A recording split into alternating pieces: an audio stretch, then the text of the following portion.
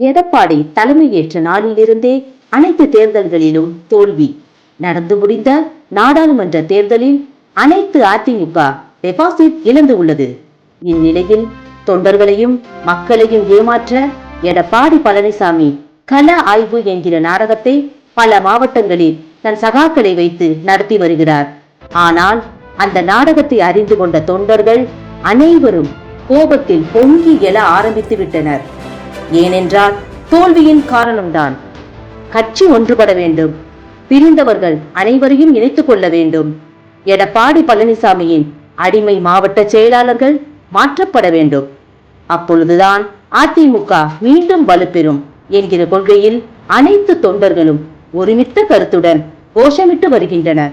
ஆனால் இதையெல்லாம் மறைத்து ஆர்.பி. உதயகுமார் மற்றும் ஜெயக்குமார் இவர்களை வைத்து கட்சிக்குள் சண்டை இல்லை என்று ஒரு பொய்யான வதந்தியை பரப்பி வருகிறார்கள். ஆனால் உண்மை நிலை என்னவென்றால், கழகத்தில் பிரிந்தவர்கள் அனைவரையும் ஒருங்கிணைத்தால் மட்டுமே அதிமுகவுக்கு நல்ல கூட்டணி அமையும் என்கிற நிலைப்பாட்டில் தொண்டர்கள் உறுதியோடு நிற்கிறார்கள்.